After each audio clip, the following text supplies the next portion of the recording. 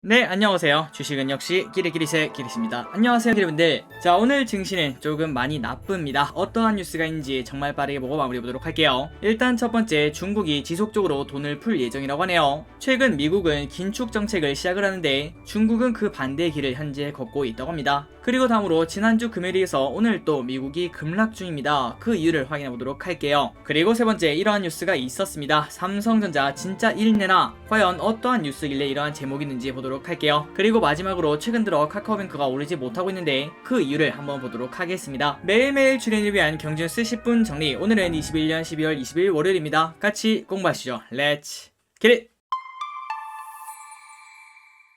자, 오늘의 경제뉴스는 조금 많습니다. 그렇기 때문에 핵심만 보고 넘어가도록 할게요. 그리고 들어가기 앞서 좋아요 누르시면 저 기리세에게 매우 큰 힘이 됩니다. 정말 감사합니다. 자, 주간 증시 전망을 빠르게 보도록 하겠습니다. FOMC 불확실성 해소에 강보합, 외국인 수급을 주목을 하자, 이러한 제목인 걸 확인할 수 있습니다. 자, 이번 주 코스피는 연방준비제도의 통화정책 스케줄이 명확해진 데 따른 불확실성 완화로 강보합세가 예상이 된다고 합니다. 그리고 특히 전문가들은 20일 오늘 저녁이죠, 미국 증시 마감 이후에 발표될 마이크론 테크놀로지의 실적을 기대하며 반도체 업종 중심으로 외국인 수급이 어떻게 들어오는지 그 부분을 계속 확인하라고 합니다. 그리고 지난주를 살짝 보자면은 일단 월화는 주식이 하락했습니다. 하지만 FOMC 회의가 끝나고 불확실성이 해소가 되면서 3거래일 연속 상승 반등에 성공을 했다고 하네요. 그리고 그 기간 동안 외국인은 7,200억 매수, 기관은 600억 매수하며 지수를 밀어 올렸다고 합니다. 그리고 그 반면 개인은 9,300억을 매도를 했다고 하네요. 그래서 NH투자증권은 이렇게 말했습니다. 12월 FOMC 그리고 부채한도 협상, 오미크론 남아공 연구소 데이터 확인 등 이러한 불확실성 요인들이 하나씩 지나고 있기 때문에 오미크론 리스크에도 미국에서 락다운이 없다면 병목 현상 완화 및 재고 재축적을 통한 내년 미국 경기 개선 기대감은 여전하다, 이렇게 판단을 했다고 합니다. 그러나 낙관론으로 치우치기에는 이르다, 이러한 진단도 나온다고 하는데요. 대신증권연구원은 FOMC 결과가 안도함을 줄 수 있었지만 추세 반전이나 상승 추세 강화 동력은 아니라며 경기와 통화정책 간 미스매치 국면은 당분간 지속될 수밖에 없으며 펀더멘탈이 기대에 미치지 못한다면 증시는 이전보다 더 불안해질 수 있다, 이렇게 말했다고 합니다. 그리고 전문가들은 만약에 미국 금리 상승 속도가 가팔라지면서 지수가 하락한다면 이 기회는 당연히 주식 비중 확대의 기회로 삼는 것이 바람직하다며 주가가 떨어질수록 반도체, 자동차, 은행 등 시가총액 상위 경기 민감 대형주를 주목하라, 이렇게 조언을 했다고 합니다. 그리고 개인적으로 저 길이 또 이렇게 불안한 장세에서는 이러한 세 가지 섹터를 가장 좋게 보고 있습니다. 반도체, 자동차, 은행, 이 섹터들은 꼭 공부를 우리가 해봐야겠죠. 그리고 플러스 특히 오는 20일 오늘 저녁입니다. 미국 증시 마감 이후 마이크론 테크놀로지 실적 발표를 기점으로 반도체 업종 중심으로 어떤 흐름이 나오는지 이 부분이 가장 중요하다고 하네요. 자, 내일 아침에 우리가 일어나면 관련된 뉴스가 또 나와 있을 겁니다. 그 뉴스를 바탕으로 내일 또 공부를 해보도록 하겠습니다.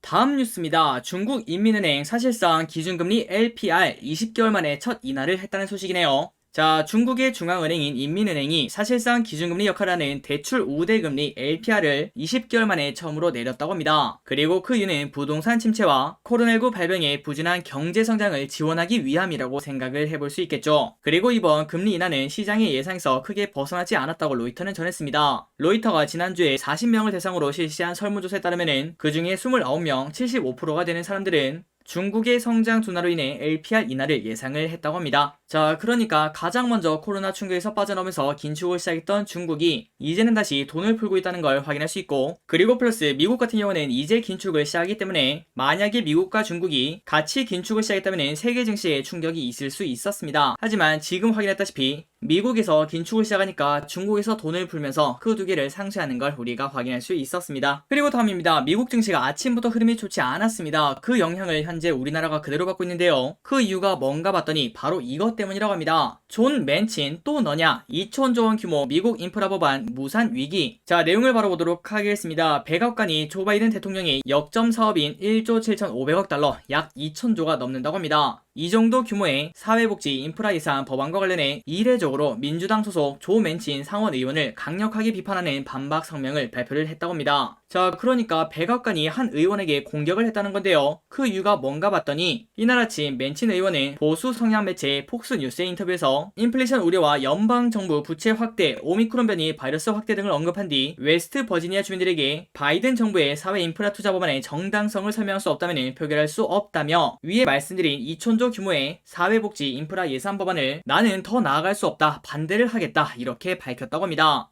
그러니까 지금 딱 봤을 때 뭔가 좀 이상하죠. 민주당은 당연히 바이든 편이라고 볼 수 있는데 그 와중에 민주당 소속 한 명의 상원 의원이 이 인프라 법안을 반대하겠다 이렇게 밝히고 있다는 겁니다. 그리고 백악관이 화가 난 이유가 충분히 있다고 하는데요. 그간 바이든 대통령은 사회복지 예산 법안을 연내 처리하기 위해서 맨친 의원과 집중적으로 협의를 벌여왔지만 결국 접점을 찾지 못해서 바이든은 당초 3조 5천억 달러였는데 맨친 의원의 반대에 따라 절반 수준으로 감축한 바 있다고 합니다. 그런데 그 와중에 아침부터 저러니까 화가 났다고 생각을 해볼 수 있겠죠. 그리고 플러스 맨친이 중요한 이유가 무엇인가 그걸 봤더니 참고로 미국의 상원은 총 100석으로 이루어져 있습니다. 그러니까 여기서 과반수를 획득해야 이 법안을 통과시킬 수 있는데 그런데 가장 아이러니한 것은 현재 민주당과 공화당이 각각 50석씩 양분하고 있기 때문에 맨친 의원이 찬성을 하지 않는다면 49대 51로 법안 통과가 불가능하다고 생각을 해볼 수 있겠죠. 그래서 이렇게 미국 인프라 법안이 통과가 안 될 것이다 이러한 시각이 나오니까 오늘 미국 증시는 바로 이렇게 반응을 하는 걸 확인할 수 있었습니다. 물론 이 이유 말고도 현재 유럽에서 봉쇄를 하고 있다 이러한 소식 때문에 주가가 빠지는 것도 있는 것 같은데요. 어쨌든 전부 다 잘 해결이 되어서 늦게라도 산타 할아버지가 도착을 해줬으면 좋겠습니다. 자, 다음입니다. 어느덧 연말이 다가오고 있다는 걸 이 뉴스를 통해서 알 수 있네요. 내년 첫 증시 3일 오전 10시에 열린다고 합니다. 자, 일단 한국거래소는 오는 31일을 연말 휴장일로 지정에 따라 그러니까 31일은 금요일인데 그때는 휴장을 한다는 거 일단 알려드리도록 하겠습니다. 그리고 플러스 내년 증권 파생상품시장 정규시장은 1월 3일 그러니까 월요일 오전 10시에 개장을 한다고 밝혔다고 하네요. 그렇기 때문에 거의 대부분의 기업들이 이렇다고 볼 수 있겠죠. 12월 말을 결산 배당 기준일로 정했기 때문에 상장법인의 배당락일은 오는 29일로 28일까지 주식을 매수해야 배당을 받을 수 있다는 거. 이 부분은 아마도 기업들이 다 챙기고 있으실 거라고 생각을 합니다. 그러니까 다시 말해서 28일날 장 마감할 때 매수하고 그 다음에 29일날 장 시작하자마자 매도를 해도 우리는 배당을 그냥 받을 수 있다는 거겠죠. 이 부분은 기업들 잊지 마시고 꼭 챙기셨으면 좋겠습니다. 다음입니다. 전국 휘발유 평균 가격이 5주 연속 내림세를 이어오고 있습니다. 자, 한국가스공사 유가정보서비스는 12월 셋째 주 전국 주유소 휘발유 평균 가격은 리터당 1648원으로 전주보다 15원 내렸다고 합니다. 그리고 이렇게 휘발유 가격이 떨어지는 거는 정부의 유류세 인하 이거를 빼놓을 수가 없겠죠. 앞서 정부는 지난달 12일부터 물가 안정과 서민 부담을 줄이는 차원에서 내년 4월 30일까지 한시적으로 유류세를 20% 인하하는 정책을 시행한 바 있는데 이 효과가 이제는 거의 완벽하게 나타나고 있다고 생각을 해볼 수 있습니다. 다음입니다. 물가가 너무 오르다 보니까 만원으로도 점심을 해결하기 빠듯한 시대가 왔다고 합니다. 자, 지난 17일 서울 종로 자아문로의 한 우동집에서는 가격 인상 양해 바랍니다 이러한 안내가 붙어 있었습니다. 그리고 여기에 우동은 작년까지 9,500원이었는데 그런데 이제는 1,500원으로 올랐다고 하네요. 자, 개인적으로는 1,500원 우동은 이건 점심으로 먹기는 좀 비싸지 않나 이러한 생각을 하는데 하지만 위치에 따르는 이런 식으로 10,000원이 넘는 점심이 쏙쏙 나오고 있다고 합니다. 그리고 플러스 서울 서교동의 한 국밥집은 작년까지만 하더라도 한 그릇에 8,000원이었는데 이제는 원재료값 상승으로 인해 어쩔 수 없이 9,000원으로 인상한 바 있다고 합니다. 그래서 결국 외식 물가가 가파르게 치솟으면서 직장인들의 점심 한 끼값이 10,000원에 육박하는 시대를 맞고 있는데요. 한국소비자원에 따르면 서울 시내 비빔밥 한 그릇의 평균 가격은 무려 9,154원, 삼겹살 200g은 무려 17,650원으로 1년 만에 각각 4.8%, 6.4%나 올랐다고 합니다. 그리고 당연히 햄버거 가격도 올랐고요. 그리고 대표적인 서민 음식이라고 볼 수 있겠죠. 김치찌개와 칼국수도 각각 7,077원, 그리고 7,615원으로 지난달 모두 7,000원을 넘어서고 있다고 합니다. 다음입니다. 패딩 매장의 손님 뚝, 거리두기 강화의 유통가도 비상. 정부가 단계적 일상 회복을 중단하고 사회적 거리두기 강화 방안을 시행을 했습니다. 그러니까 어쩔 수 없이 연말 대목을 기대하던 유통가에도 비상이 걸릴 수밖에 없다고 합니다. 일단 저길이 또 원래 집돌이지만 더 집돌이가 되는 그러한 상황을 겪고 있습니다. 그래서 결국 지난 11월 위드 코로나가 시행되면서 연말 소비심리 회복을 기대했던 유통가는 또다시 맥이 빠진 분위기다. 사적 모임 허용 인원을 축소하고 영업시간을 제한할 경우 유동인구가 줄 수밖에 없고 그리고 이는 결국 소비심리 축소로 이어질 수밖에 없다고 합니다. 그래서 기분들도 아마도 이러한 상황을 느끼고 계실 거라고 생각합니다. 그리고 혹시나 기분들 중에서 지난 주말 그러니까 어제네요. 어제 서울 시내나 아니면은 사람이 많이 몰리는 그런 곳을 가보셨다면은 진짜로 사람이 많이 줄었는지 아니면 예전이랑 똑같은지 그 부분을 댓글로 적으시면 정말 감사하겠습니다. 어쨌든 이러한 상황이 빨리 마무리돼서 코로나로 인해서 피해를 보는 사람이 없었으면 좋겠습니다. 다음 뉴스입니다. 삼성 반도체 진짜 일 내나? 테슬라의 공급설 모락모락. 자, 삼성 반도체가 진짜 일을 낸다고 하는데요. 그 이유가 뭔가 봤더니 바로 테슬라의 공급을 한다 이러한 소식이 나오고 있다고 하네요. 물론 아직까지는 루머일 확률이 높겠지만 한번 내용을 확인해 보도록 하겠습니다. 자, 삼성전자가 고성능 솔리드 스테이트 드라이브, 그걸 우리는 SSD라고 부르죠. 그리고 그래픽 디램 등 첨단 차량용 메모리 솔루션을 글로벌 자동차 제조사에 공급하며 본격적인 시장 확대에 나섰다고 예고한 가운데 지금 많은 투자자들은 해당 제조사가 아마도 테슬라 아니겠느냐 이러한 말을 현재 하고 있다고 합니다. 자, 지금까지는 차량용 반도체가 그렇게 엄청나게 좋은 반도체가 들어간다고 보기는 좀 어려웠습니다. 하지만 가면 갈수록 자동차가 하나의 컴퓨터가 되고 있죠. 그러니까 자율주행 수준이 높아지면 높아질수록 고성능, 고용량 반도체에 대한 수요가 커질 수밖에 없으며, 그리고 이 부분을 해낼 수 있는 기업들은 삼성전자를 비롯해 몇 개 기업이 없다고 생각을 해볼 수 있습니다. 그러니까 글로벌 기업 간 협력 사례가 나타날 수밖에 없다, 이렇게 볼 수 있다는 거겠죠. 그래서 결국 삼성전자가 이 같은 차량용 반도체를 공급하게 된 것은 고용량 그리고 고성능 메모리 반도체 수요가 지속적으로 증가한 탓으로 풀이가 되며, 아까 말씀드렸다시피 자율주행 시스템도 중요하고, 그리고 플러스 고해상도 지도, 동영상 스트리밍, 고사양 게임 등 앞으로는 차량 내에서 할 수 있는 게 정말 많기 때문에 고용량 SSD와 그리고 고성능 그래픽 디램에 대한 수요가 지속적으로 증가를 하고 있다고 합니다. 그리고 플러스 자동차 시장의 반도체 교체주의가 7에서 8년에서 3에서 4년으로 반토막으로 단축되고 서버급 성능과 용량이 필요한 시장으로 점차 변해가고 있다는 설명을 했다고 합니다. 그래서 결국 자율주행 자동차용 반도체 매출 규모는 오는 2030년엔 연간 290억 달러로 2년 전인 2019년 매출의 약 3배 정도로 늘어날 것으로 전망이 된다고 합니다. 결국 우리가 꿈꾸는 미래는 전부 다 반도체가 가득하다고 생각을 해볼 수 있겠죠. 업계 관계자는 자동차 산업이 또 한 번 반도체 업체의 중요한 수익원이 되고 있다고 전했다고 합니다. 다음 뉴스입니다. 레몽레인 오늘 일반 청약, IBK 계좌를 들고 계시다면 꼭 청약을 해보시는 게 좋을 것 같습니다. 자, 참고로 레몽레인은 2021년 마지막 IPO입니다. 과연 이 기업이 올해 마지막 피날레를 장식할 수 있을지 관심이 쏠린다고 하네요. 그리고 기업들이 아시다시피 드라마 제작사, OTT 여기에 관련된 기업들이 최근 들어 주가 흐름이 좋은 만큼 사람들의 관심을 받고 있다고 생각을 해볼 수 있겠죠. 그러한 이유 때문일까요? 기관 투자자 대상 수요 예측에서 경쟁률 1541대 1을 기록했으며 공모가도 희망 범위가 13,000원인데 그 범위를 초과해서 15,000원에 확정을 했다고 합니다. 그러니까 그 전에 있던 KTB 네트워크 그리고 툴젠 이 두 개의 수요 예측보다 훨씬 잘 나왔다고 볼 수 있겠죠. 자, 그래서 많은 기대를 받고 있는 레몽레인 과연 결과가 어떻게 나올지 관심 있게 봐야 될 것 같습니다. 다음 뉴스를 보도록 하겠습니다. 얼마 전에 요소수 난리가 있었죠. 그런데 그 다음에는 이제 흑연 난리가 오는 거 아니냐 이러한 얘기가 있다고 하는데요. 한번 왜 또 그런지 확인해 보도록 하겠습니다. 전기차 배터리의 핵심 원료인 흑연을 생산하는 중국에서 흑연 수급이 부족한 것으로 알려지자 국내 기업들이 긴장을 하고 있습니다. 외신과 업계에 따르면 중국 최대 배터리 업체 CATL은 최근 로이터를 통해서 중국에서 자국 기업들이 확보하려는 흑연이 충분치 않다 이런 우려를 전달했는데요.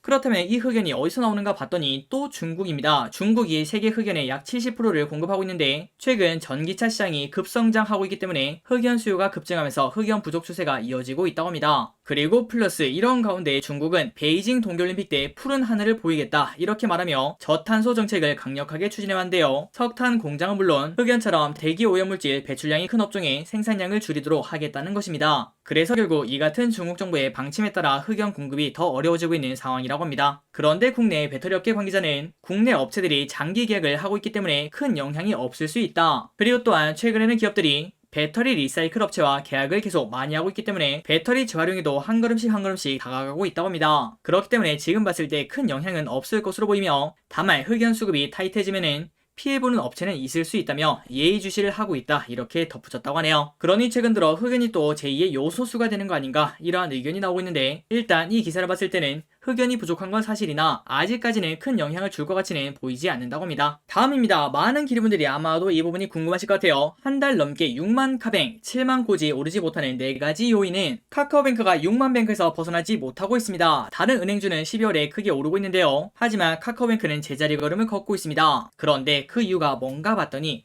배당금 이슈가 없는 데다가 금융당국의 규제 등이 겹친 영향으로 풀이가 된다고 하네요. 그래서 조금만 더 정확하게 보도록 하겠습니다. 증권업계에서 카카오뱅크의 발목을 잡는 요인을 4가지로 보고 있는데 일단 첫 번째, 카카오뱅크는 여전히 고평가 논란에서 벗어나지 못하고 있습니다. 현재 카카오뱅크의 시가총액은 30조 원으로 가장 큰 금융지주인 KB금융 24조보다 훨씬 더 높습니다. 그러나 여기서 순이익을 보자면은 카카오뱅크의 3분기 누적 순이익은 1,600억밖에 되지 않고요. 하지만 KB금융은 무려 3조 7천억이나 된다고 하네요. 이런 상황이 바로 눈앞에 있다 보니까 고평가 논란을 아직까지도 피할 수 없다고 합니다. 그리고 다음으로 두 번째, 금융당국의 대출 규제가 은행권 전반에 악재가 되면서 카카오뱅크도 영향을 준다고 하네요. 참고로 금융위원회는 내년 가계대출 증가율을 5에서 6%로 정했으며 그리고 또한 DSR 40% 조기 시행도 예고를 한 바 있다고 합니다. 그리고 플러스 현재 당국은 인터넷 은행 업계에 고신용 대출보다 중저신용자 대출을 늘릴 것을 요구했으며 그만큼 인터넷 은행에 영업에 제한이 생겨 올해와 같은 이자 이익 확대가 어렵다는 분석이 나온다고 합니다. 다음으로 세 번째, 4대 금융지주와 3대 지방금융지주가 연말 고배당을 약속하고 있기 때문에 상대적으로 딱 지금 봤을 때는 야 카뱅보다는 다른 배당 주는 게 낫지 않겠어, 이렇게 전통은행주로 쏠리고 있다고 합니다. 그래서 결국 아마 연말까지는 카카오뱅크가 반등하기는 어렵지 않겠나, 이러한 시각이 있고요. 그리고 마지막으로 모회사 카카오 주가가 정부의 규제 이슈로 여전히 바닥에 깔려있는 그러한 상황이기 때문에 아마도 내년 초에 대선이 있기 때문에 그때까지는 조금 지지부진하지 않겠나, 이러한 시각이 현재 존재하고 있다고 합니다. 그래서 결국 카카오뱅크의 주봉을 보자면은 처음에는 모두가 고평가다 이렇게 말했지만 큰 폭으로 올랐었습니다. 하지만 그 다음부터는 쭉 하향해서 현재 바닥권을 만들고 있는데 일단 지금 봤을 때는 올해는 지나고 내년이 돼야 어떻게 반등을 하지 않겠나, 이러한 시각이 나온다고 합니다. 자, 다음으로 오늘의 리포트 두 가지를 빠르게 보고 끝내보도록 하겠습니다. 첫 번째, 삼성전자 주식 어떡하지? 증권가 12만원 간다. 대신증권은 20일 삼성전자에 대해서 4분기 메모리 반도체 가격 하락폭이 당초 예상보다는 제한적일 것이라며 목표 주가를 기존 10만원에서 12만원으로 상향을 했습니다. 그리고 투자 의견은 당연히 매수를 유지를 했겠죠. 자, 반도체 부분은 메모리 반도체 분야와 더불어 비메모리 반도체의 선방도 예상이 됩니다. 그리고 그 이유는 파운드리 사업 분야의 영업이익률이 10% 중반으로 확대가 됐을 것이라며 파운드리 판매 가격과 5나노 공정 제품의 매출이 반영이 되었을 것이라고 기대를 하고 있다고 하네요. 그리고 플러스 항상 우리가 공부하고 그리고 기대하던 그 내용 그대로 나옵니다. 내년에는 반도체 그리고 IM 사업부가 실적 성장을 주도할 전망이며 그리고 내년 3분기 D램 반도체 가격이 상승 사이클에 진입할 것이라며 IM 사업부도 시장 성장률을 상회하는 실적이 기대가 된다고 합니다. 그래서 결국 대신증권은 내년 삼성전자의 영업이익 전망치를 약 58조 5천억으로 올해 실적 추정치보다 10% 많은 수준으로 현재 예측을 한다고 합니다. 그래서 삼성전자의 현재 차트를 보자면은 어느덧 모든 이평선을 뚫고 올라와서 현재 77,000원 이 라인에서 머무르고 있는 걸 확인할 수 있습니다. 그래서 지금 위치가 조금 중요하다고 볼 수 있겠죠. 두 가지로 해석이 가능합니다. 일단 첫 번째, 더 이상 위로 못 올라가고 있기 때문에 야 이거 상방이 좀 닫혀있는 거 아닌가, 이러한 걱정을 해볼 수 있고, 그리고 그 반면 아마도 많은 기분들이 아시다시피 이렇게 8만 전자 근처가 되면은 사람들이 전부 다 매도를 합니다. 아유 이때까지 지긋지긋했다, 빨리 팔아야지, 이러한 심리가 반영됐다고 볼 수 있겠죠. 하지만 그렇게 물량이 쏟아지는데도 불구하고 최근 2주간 지속적으로 위에서 버티고 있기 때문에 야 이 정도면은 기간 조정을 거치고 한 번 더 상승을 하지 않겠나, 이러한 기대감도 조금을 가져볼 수 있을 것 같습니다. 그러니 결국 저 길스는 그냥 이렇게 생각합니다. 지금부터 더 올라갈지 내려갈지 당장은 아무도 알 수가 없겠죠. 그렇기 때문에 정말 그냥 마음 편하게 내년 12만원 그거는 바라지도 않습니다. 그냥 일단 내년 9만 전자만 왔으면 이렇게 가장 보수적인 마인드로 그냥 천천히 투자하면 좋은 결과가 있지 않을까, 이러한 생각을 해봅니다. 그리고 마지막입니다. 일진 하이솔루스 목표가 82,000원 게시. 한국투자증권은 20일 일진 하이솔루스에 대해서 수소차 시장이 30년까지 고성장세를 보이겠다며 투자의견 매수와 목표주가 82,000원으로 기업 분석을 게시를 했습니다. 아마도 기분들이 다들 알고 계실 거라고 생각해요. 얼마 전에 상장했던 일진 하이솔루스, 수소에 관련된 기업이죠. 자, 수소 모빌리티가 다양화되면서 수소 탱크의 수요도 확대될 전망이라며 배터리 무게와 충전 시간 문제로 전기차는 승용차고 그리고 수소차는 우리가 보통 말하는 큰 차, 상용차 시장을 중심으로 커질 텐데 특히 버스와 트럭 수요에 주목을 한다고 합니다. 그리고 플러스 수소 중에서 왜 일진 하이솔루스인가 그걸 봤더니 지속적으로 커지는 수소차 시장과 수소차 내 수소 탱크의 중요성, 이 부분을 관심있게 본다고 하고요. 그리고 선발 주자의 이점을 살려 글로벌 수소 탱크 시장에서 높은 점유율을 유지하지 않겠나, 이러한 시각을 말했다고 합니다. 그리고 결국 당연히 수소차 시장은 2025년 이후에도 2030년까지 연평균 58%의 고성장을 지속할 전망이라고 말했다고 하네요. 그래서 일진 하이솔루스 상장하고 난 다음부터 쭉 미끄러지는 그런 흐름을 만들어내고 있습니다. 그리고 얼마 전에는 벌써 상장한 지가 이만큼 되었네요. 3개월짜리 보호이수 물량도 풀렸고요. 그렇기 때문에 지금 당장의 흐름은 우리가 알 수가 없겠지만 하지만 우리가 지금 딱 생각해봤을 때 결국 전기차가 그랬듯이 수소도 그 뒤를 따라가지 않겠나, 이러한 생각을 해볼 수 있습니다. 그러니 결국 미래를 위해서 이 기업은 충분히 공부해볼 필요가 있겠죠. 한번 기분들 공부해보시기 바랍니다. 자, 오늘의 경제뉴스 여기까지 끝났습니다. 항상 이렇게 같이 공부해주셔서 진심으로 감사합니다. 지금까지 기대하셨습니다. 하이요.